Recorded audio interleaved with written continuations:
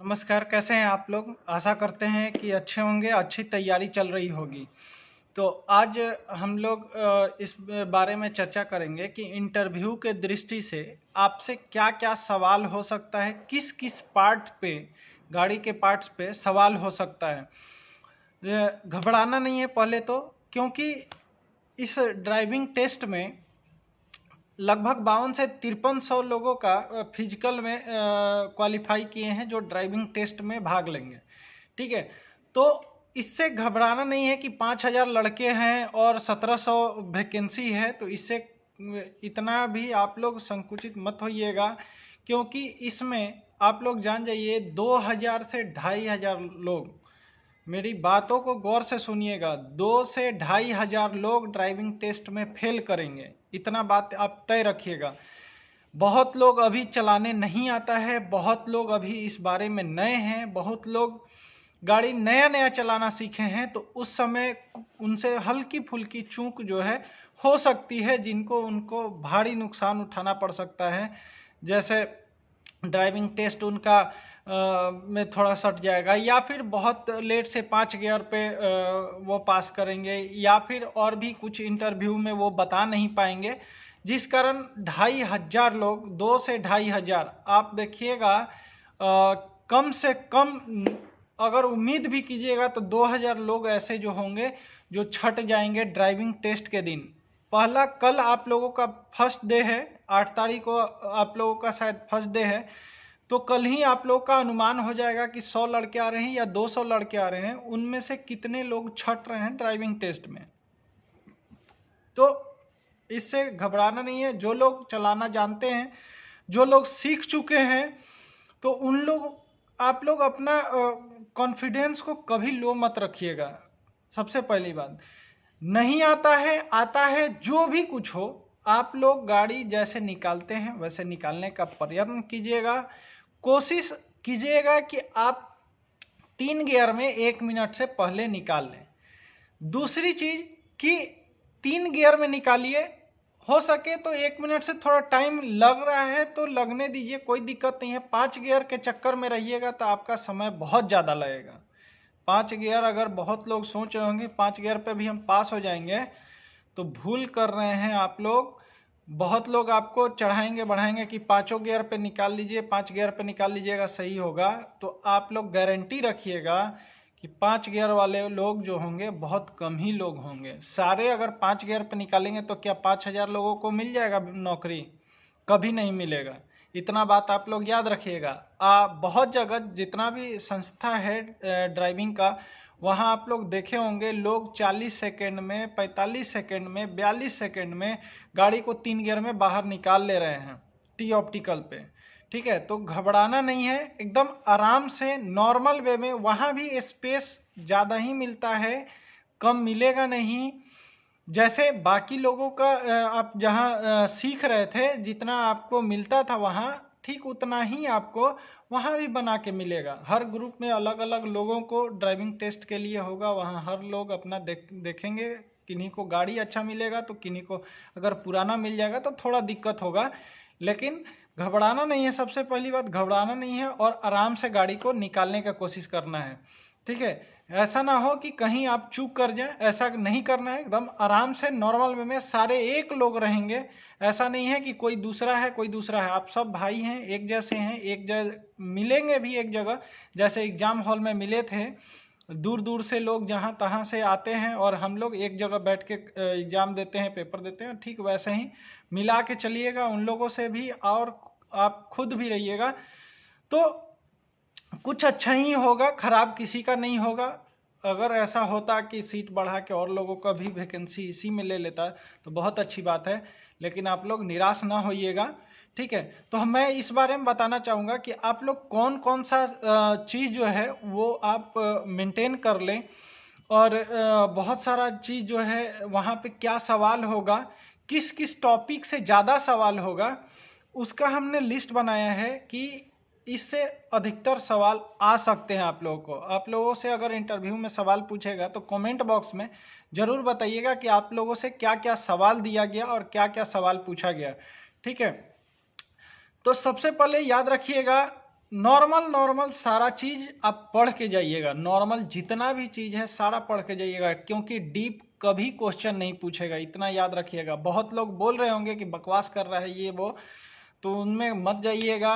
आराम से normal way में सारा चीज़ को जानकारी आपको होना चाहिए। मेंटेनेंस की दृष्टि से क्या क्या कैसे कैसे मेंटेन कर सकते हैं आप अपने गाड़ी को रख के, वो सारा चीज़ आपको पता होना चाहिए। ठीक है, सबसे पहले बात करते हैं कि सबसे पहला बैटरी के बारे में जान लीजिएगा कि बैटरी 12 वोल्ट का होता है, और बैटरी के बारे में कार्बन पकड़ लिया तो आपको कैसे उसकी मेंटेनेंस करना है, कैसे साफ सफाई करना है, कैसे रख रखाव करना है। इसी को रख रखाव करते हैं, कहा जाता है कि वहाँ पे कार्बन ना पकड़े और ना ही जो पूरा डस्ट हो जाता है, कभी स्टार्ट होने में दिक्कत होता है कार्बन की वजह से। तो बैटरी के बारे में ज़रूर पढ़िएगा। अल्टरनेटर पढ़िएगा, अल्टरनेटर का काम पढ़िएगा कैसे कैसे होता है। बहुत सारा वीडियो हम भी अपलोड कर चुके हैं, या और भी जहां आप पढ़ रहे हैं ये सब पे ज़्यादा फोकस कीजिएगा। टायर के बारे में पढ़िएगा, क्योंकि पिछली बार टायर के बारे में क्वेश्चन पूछा गया था कि टायर क्यों जल्दी घिसने लगता है या क्यों घिसता है, इसके बारे में बताइए।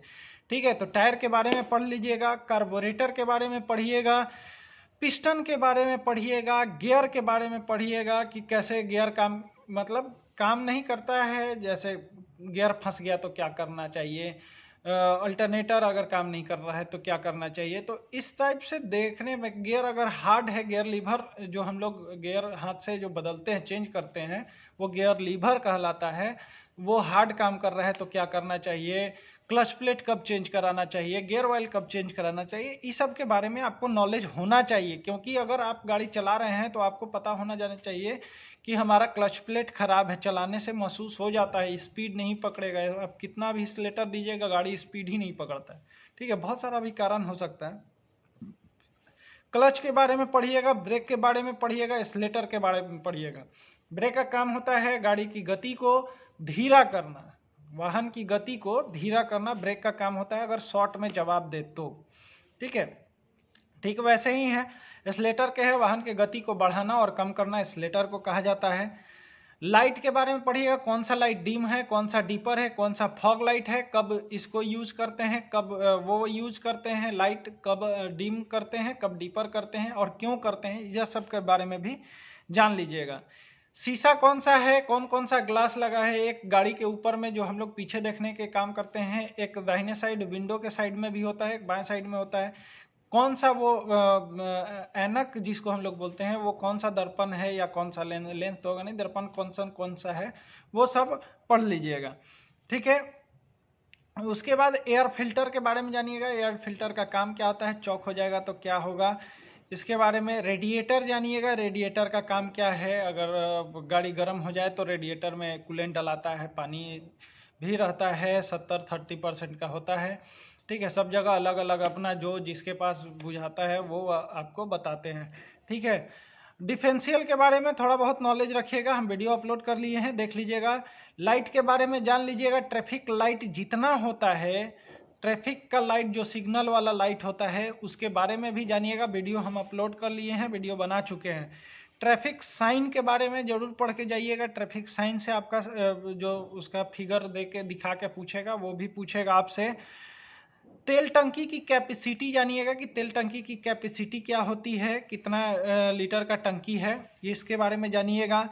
गाड़ी के 10 पार्ट्स के नाम जानिएगा, इंजन के 10 पार्ट्स का नाम जानिएगा, कि अगर पूछ दे कि गाड़ी के 10 पार्ट्स का नाम बताइए, इंजन के पार्ट्स का 10 नाम बताइए। ठीक है, टाइमिंग बेल्ट और जो भी बेल्ट लगा होता है उसके बारे में जान जाइएगा, एक दूसरे से कनेक्टिंग रहता है, जिस कारण से अगर अल्टरनेटर ना चला, इंजन चल रहा है तो अल्टरनेटर नचेगा, अल्टरनेटर नचेगा तो वो बैटरी को चार्ज करने का काम करता है। तो ऐसे ऐसे सारा कुछ एक दूसरे से जुड़ा हुआ है, तभी हम लोगों का गाड़ी जो है वो चलता है।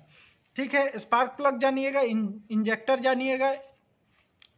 डीजल इंजन के बारे में अगर पूछ दे कि कुछ 5 बताइए डीजल इंजन के बारे में, कुछ चीज़ बताइए पेट्रोल इंजन के बारे में, तो ये वीडियो अपलोड कर दिए हैं, डीजल इंजन पेट्रोल इंजन, तो ये भी आप पढ़ लीजिएगा। ठीक है, कितने सिलेंडर की गाड़ी है इसको भी जानना बहुत जरूरी है आप लोगों को, कि कितनी सिलेंडर की गाड़ी है। हो सकता है कि आपसे पूछ दे कितनी सिलेंडर की गाड़ी है।